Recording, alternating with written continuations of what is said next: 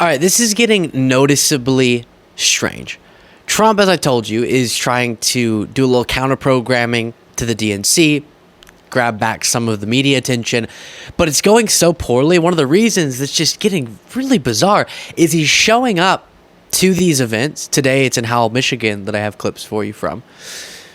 Super bummed out, super low energy, deflated, deteriorated, not interested in what he's saying. And so then even networks who clearly want Trump to win are cutting away from the speech sooner than they normally do because of how strange the vibe is.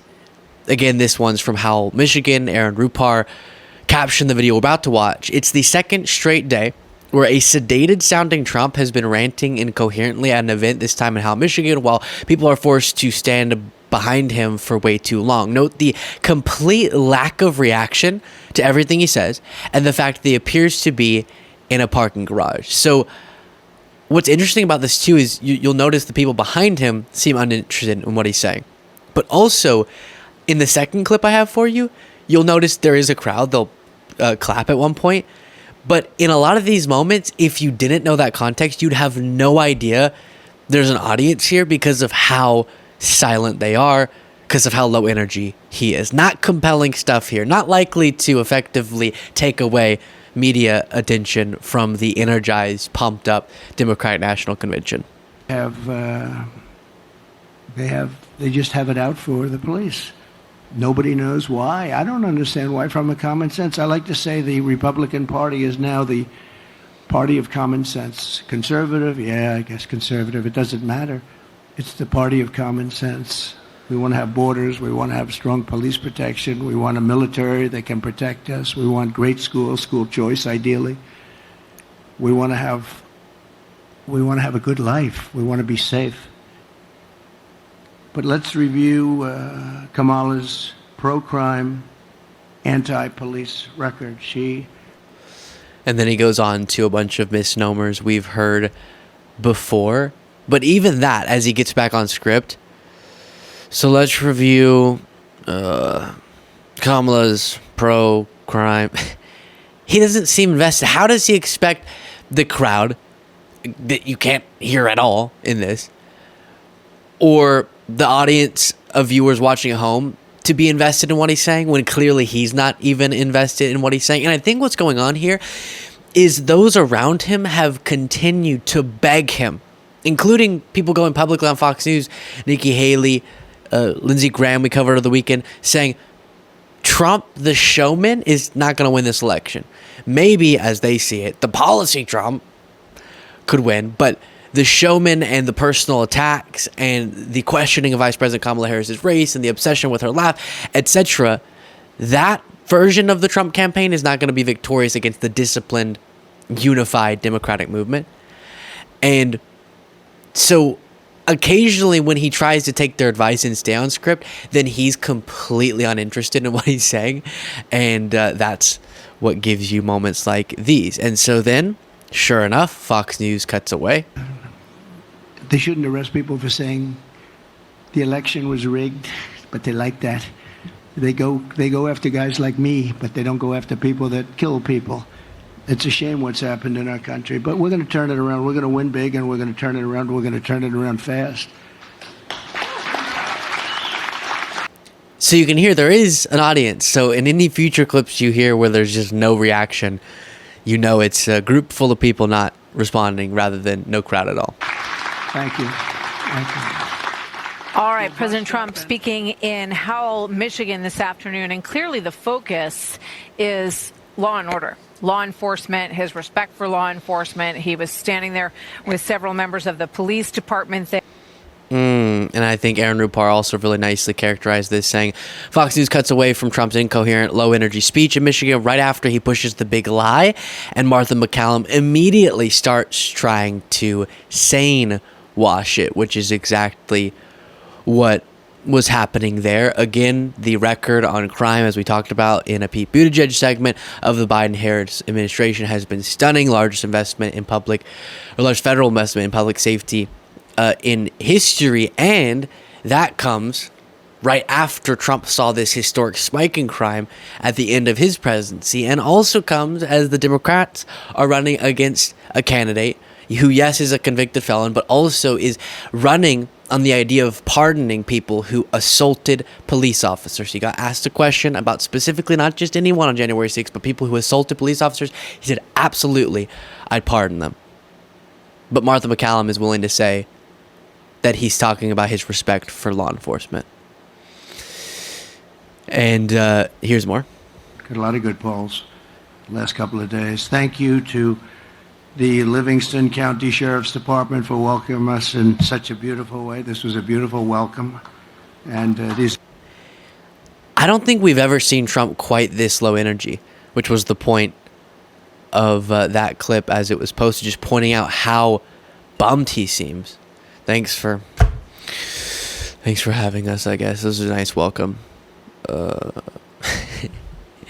The big thing with Trump for so long, the way he was able to command media narratives was by being entertaining enough, engaging enough, and driving ratings enough that mainstream outlets would give him so much airtime, and then he could drive the narrative. But now, Kamala Harris's campaign and her as an individual is the energized side. And Trump, it's almost like his fuel is attention. And so the fact that he's not getting attention, not the same attention that he was getting before, is starving him of the fuel that he needs. And then because of that, he's further not getting attention that he so desperately wants because he's not as engaging. You have him saying this. crime-free America. We want a crime-free America. We're going to stop violent crime in the United States. And it's people like this that can do the job better than anybody. They do the job justly and fairly. But there's nobody like these people. So a solid 3 people, it sounds like, clapping there.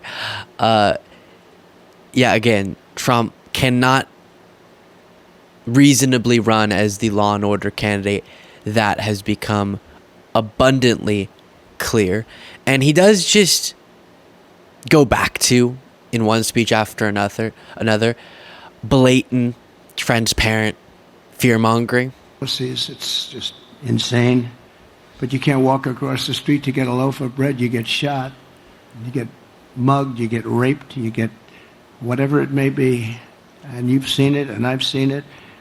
And it's time for a change. We have to bring back our cities. We have these cities that are great cities where people are afraid to live in them now. He's near a whisper there, and he's very quietly, calmly, and deflatedly espousing the same unhinged nonsense, right? Which is to portray the current state of America as, and the phrase he uses is, a nation in serious decline. And he'll say, we're a third world nation, and we're a failed republic. And then here, one of the reasons for his espousing of that rhetoric is not really his belief, probably, but his assertion that we are less safe now than whenever Trump was president, which is false statistically. Crime's lower now than when he was president. And Trump inherited a situation with crime which wasn't nearly as horrible as what Biden-Harris had to inherit, and then they saw huge progress on that front, again, all the way down to lower. So I would beg MAGA folks to really make sure they're grounding their beliefs and responding to this sort of rhetoric based on the facts, the data on these things, and not just allowing your emotions to be stoked for political reasons. And there's a reason for that, because I believe in law enforcement. The other group doesn't. It's always an honor to be with our brave men and women in blue. And so bizarre. So bizarre. Here was a little bit of a response to the Democratic National Convention last night. They lied last night about things that nobody's ever seen. They lied about soldiers at a gravesite. They lied about Charlottesville. They lied about inflation. False, false, and false. There were only accurate statements being made on those topics. And then here, he can't help himself, even as he is desperately clinging to the script here, trying to take his advisor's advice. He has to say this. Her father is, as you know, a Marxist professor, and he obviously did a good job. But this is where she's coming from. And, you know, you see her now with a smile, and she's gotten rid of the laugh over the last couple of days. I don't know. I haven't seen her laugh. They've told her, don't laugh, please. But I'll bet inside she was laughing last night when she saw the way Joe Biden left, because that was a coup. That was a... You know, I feel that it always feels strange, I should say, to give strategic advice. But I think we're safe in knowing that probably the Trump campaign is not going to take my advice. Probably not going to hear my advice. So I can feel free to say that as a strategic move, which is what we've been talking about so much, continuing to spend time and energy, yes, on the laugh stuff, that's not working at all. But if you were smart and wanted to win this election, which I don't want him to, so keep up with that stuff, but he would also give up on Biden. You have to let go, Johnny. You're not running against Biden anymore. Biden explicitly said all these stories about me being so upset and wanting revenge, as Trump has been trying to push, it's bogus. Biden got asked about Trump calling Biden's decision to step off the ticket a coup, and said Trump has a problem. That was Biden's response. So Biden has come to peace with this. Trump, you need to as well. It's so strange how he can't stop talking about how unfair he perceives Biden stepping off the ticket to be. What he really means is he doesn't like how energized now the Democratic movement is, and he's terrified, and so he wishes he could be running against Biden. But now we're unified, including with Biden, in this goal and this campaign. And here he's still talking about that.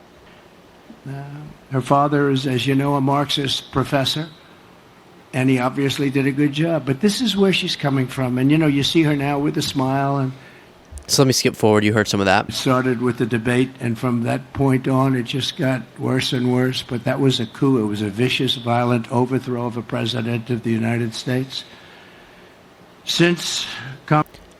A violent overthrow. No, there was nothing violent about it. And I actually do want to play for you, while we're on this subject, a little bit from Biden's speech last night. The song is called American Anthem. There's one verse that stands out, and I can't sing worth a damn, so I'm not going to try. I'll just quote it. The work and prayers of centuries have brought us to this day. What shall our legacy be? What will our children say? Let me know in my heart when my days are through. America, America, I gave my best to you.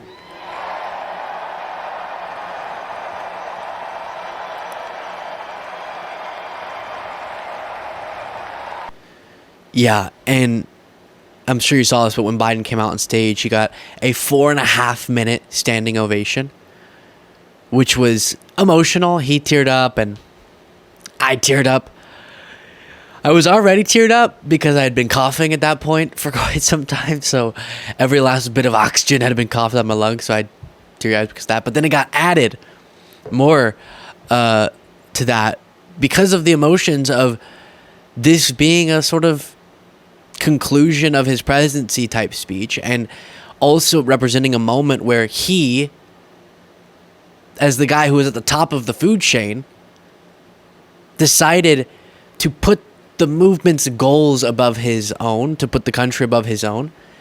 And I think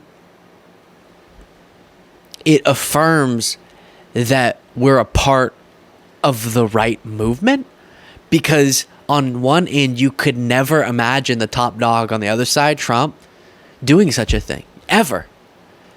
But Biden chose to do that, and I think that's a part of why there was just so much love being expressed in the venue for him. So many cheers, all the signs, because it was that show of dedication to the country above himself. And then I play that for you because a part of the reason Trump obsesses so much, I think, over Biden's decision to step off the ticket, why he can't get his mind around it, is because he could never imagine doing it. He could never imagine why you would voluntarily give up power. And so it nags at him, and he thinks it must have been a coup. Otherwise, why would Biden have done it? Maybe because Biden genuinely wants the preservation of democracy, continuation of common sense governance, etc., to be top priority, not his own ambitions. I'm going to leave it there on this subject. Again, apologies to you all for my COVID brain if I'm not as sharp as normal or any strange sights and sounds that you're observing, but I appreciate you greatly. If you want to click the join button below, that would be fantastic, where you can support the work we do and get members only content.